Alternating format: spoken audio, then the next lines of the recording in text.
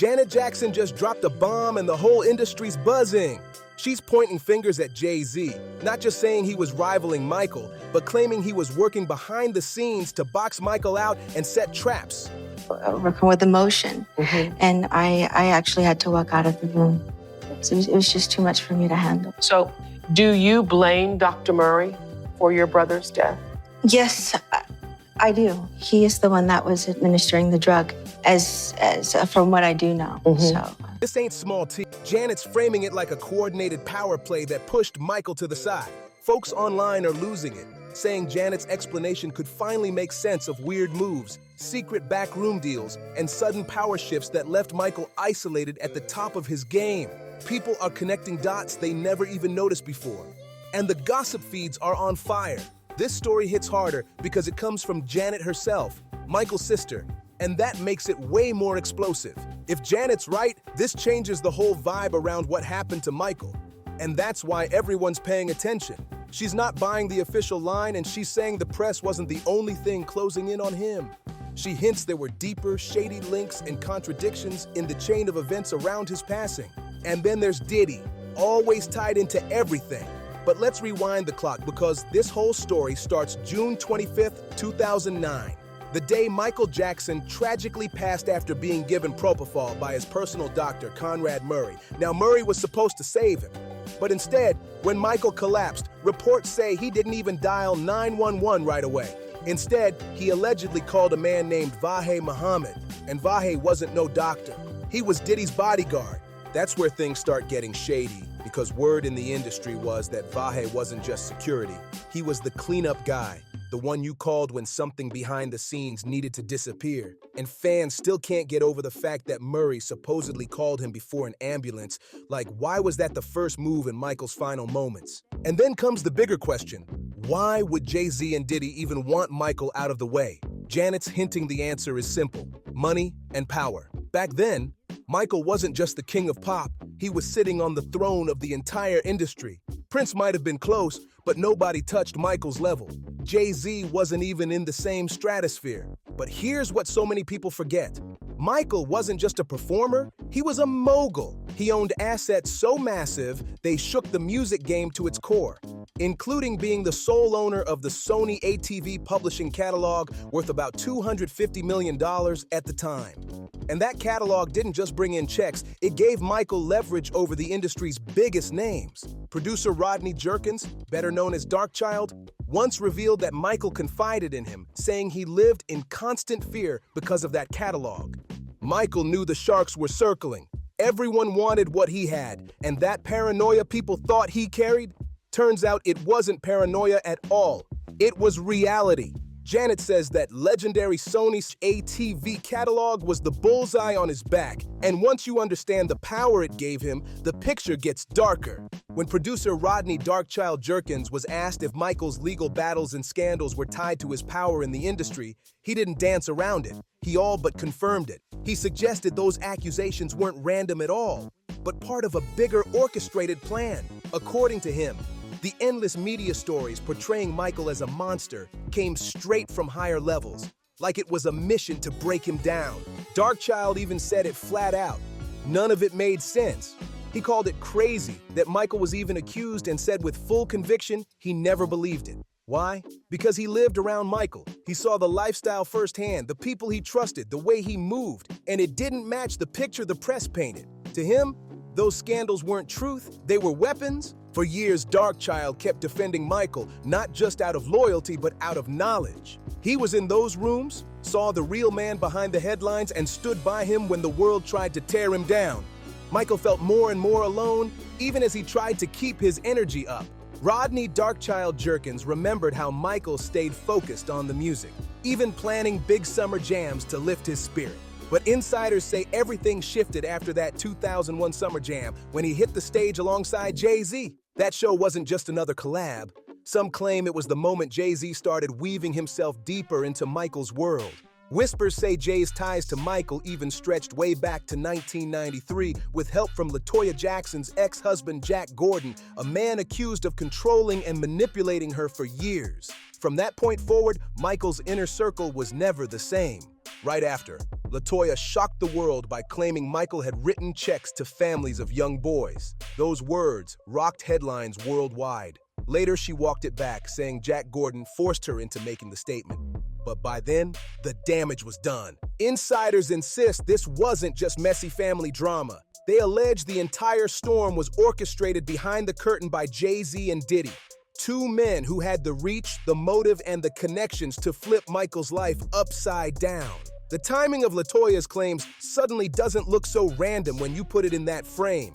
And don't forget what Jaguar Wright once said, that Diddy was bad, but Jay-Z was even worse. Back then, folks brushed it off as gossip, but now it sounds like a puzzle piece sliding into place. What really made people suspicious was how the biggest icons, Michael and Prince, kept catching scandal after scandal like curveballs, while Jay-Z and Diddy somehow stayed untouched, rising as polished moguls celebrated for helping other black artists. Jaguar Wright once said Diddy was bad, but Jay-Z was worse, and looking back, it doesn't sound like just a rumor. It sounds like a straight-up warning. What really grabs attention is how the biggest legends, Prince and Michael Jackson, were constantly slammed with allegations, while Jay-Z and Diddy somehow stayed untouchable. Even stranger, the media painted Jay and Diddy as moguls who only wanted to lift up their fellow black men. But insiders whisper a darker story, a strategy where the cards were stacked, and the biggest threats in the industry were quietly taken down, while the real power players walked away spotless. Michael himself even went public against Tommy Mottola, the Sony Records CEO at the time. He accused him of racism and shady tactics, saying Mottola was profiting off conspiracies against him and other black artists. Michael straight up said Sony was out to get him, and suddenly, that doesn't sound so far-fetched. And look at the patterns.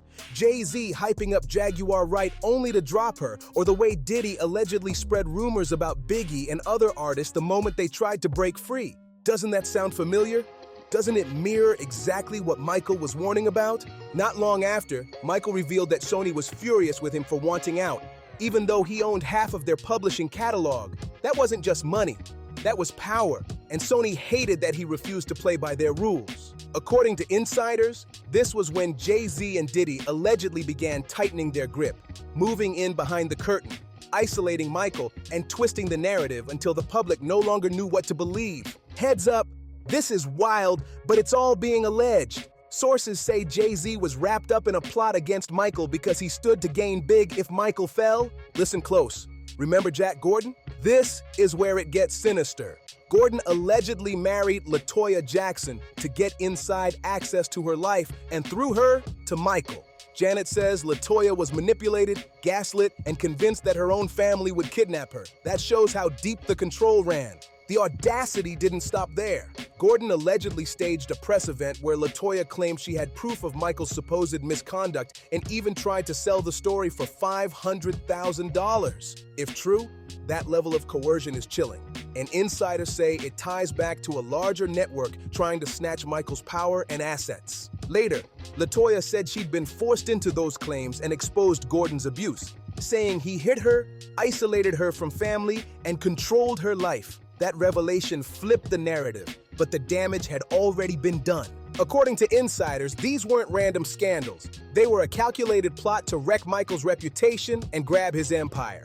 Whispers point to major industry players, with Jay-Z and Diddy named as alleged masterminds. Every time a new detail drops, the story gets darker and darker. Fans are connecting the dots in ways that make this alleged plot look bigger than anyone first imagined. The more these bombshells surface, the clearer it feels that we might never fully expose the depth of what Diddy was allegedly involved in. Think back. Diddy's bodyguard, Fahim Muhammad. He's the same man Conrad Murray reportedly called instead of 911 when Michael was fighting for his life. Now people are asking, was Fahim more than just a bodyguard? During a time when Diddy seemed untouchable, Fahim might have been the fixer, the one cleaning up messes behind the curtain, just like Gene Deal later claimed he had to do. In fact, lawsuits, like the one filed by Lil Rod, even suggest Fahim was central to keeping Diddy out of the legal spotlight, moving pieces so his boss never faced consequences. That paints a picture of a powerful network shielding industry giants while pushing others, like Michael, into scandal after scandal. And here's the chilling part. Fahim only became Michael Jackson's head of security about 10 months before MJ's death. Before that, his connection to Michael's world was nearly non-existent. Fans are now wondering if he was planted there, slipped into Michael's inner circle without him even realizing it. Janet has even hinted that in the weeks leading up to Michael's death, she wasn't kept away by choice. She wasn't allowed near him. Michael worked non-stop up until 2009, but when he passed, not even family was at his side. The only people there? Fahim Muhammad and Dr. Conrad Murray. When you start lining up the pieces, it looks less like coincidence and more like a carefully locked circle controlling every move around Michael. Outsiders were blocked, family was pushed aside, and at the most critical moments, the only people left around him were tied straight back to Diddy and Jay-Z. That's a pattern too sharp to ignore. Think about it. Janet said the last time she saw Michael was 2 days before her birthday, about a month before he passed. Then, when the news hit that he'd been rushed to the hospital, she was sitting at home powerless, not even given a chance to be there during his final moments. That kind of distance doesn't just happen, it feels orchestrated. And here's the part that shakes fans to the core. Michael's own family wasn't even told how serious things had gotten. By the time Janet heard, it was already over. Her brother was gone. That silence, that lack of communication makes the whole timeline look like someone wanted to keep the Jackson family in the dark until it was too late. Janet also dropped another chilling detail, that the people who slid into Michael's circle allegedly made him dependent on pills. Every time his family tried to step in, Conrad Murray shut them down, insisting he had it under control, and claiming Michael didn't need advice from anyone else. That false sense of security cut his family off and left Michael trapped in a bubble. Janet admitted that Michael knew his family's interventions came from love, but said he felt powerless to stop what was happening. Just like LaToya had been manipulated, Janet believes Michael himself was brainwashed, Murray convincing him nothing was wrong while everything spiraled out of control. By the end, Michael couldn't even see the danger anymore. The isolation, the pills, the manipulation, it all blurred together until he was living in denial. According to Janet, that's what made the final days so tragic, because her brother never realized how deep the trap around him really was until it was far too late. Janet straight up blamed Conrad Murray for her brother's death, but she dropped hints that it might be way bigger than just one doctor. She made it sound like Murray could have been the fall guy while a larger crew pulled strings behind the scenes. People who ran Michael's life also ran his public image, and that could explain why his looks kept flipping so hard from one appearance to the next. Fans started saying those changes weren't random. They looked like control moves, like someone was shaping his image and shutting down his voice. By the end, Michael was allegedly hooked on pills, cut off from family, and locked out of decisions about his money. Janet put the spotlight on Murray, but LaToya went further. She told people she thought Murray was just a scapegoat in a much bigger setup. That claim makes the whole timeline feel like a carefully built trap. If this was planned, it gets darker fast. Like someone crafting a story and setting the stage to take everything from him. Janet says Michael warned his sisters he was being followed and felt people were plotting against him, and those warnings weren't one-offs, they kept coming. That level of paranoia didn't come from nowhere. Remember how famous he was, crowds, cameras, chaos everywhere he went. For someone like Michael, even a quick trip could turn into madness, so being watched wasn't new. But Janet's point is this. Being followed while already isolated and medicated is a whole different level of danger. Everything still points back to that catalog. Michael told people he had a love-hate thing with it, and that catalog was the real power move. Coincidentally, Diddy's Bad Boy and Jay-Z's Rock Nation moves lined up with the timing of those rumors about Michael being set up, and once you stack the timeline, it starts to look real suspicious. Check this. 5 days after Michael died on June 25, 2009, Rock Nation announced a distribution deal with Sony to handle releases. That timing alone raises eyebrows, like somebody was ready to cash in fast. If you believe Janet's hints, Jay-Z was promised something for helping push a narrative, and when deals roll out right after a king falls, people start asking real questions. LaToya says she was forced to lie about Michael, and afterward he told her some people had infiltrated his circle with the intent to unlive him. That's heavy. LaToya believes he was taken, and she says Paris Jackson believes it too. In her book, LaToya wrote that Paris said the last time she saw her dad, he was crying, shivering, and asking for warmth, and that the family was kept in the dark and phones were cut off.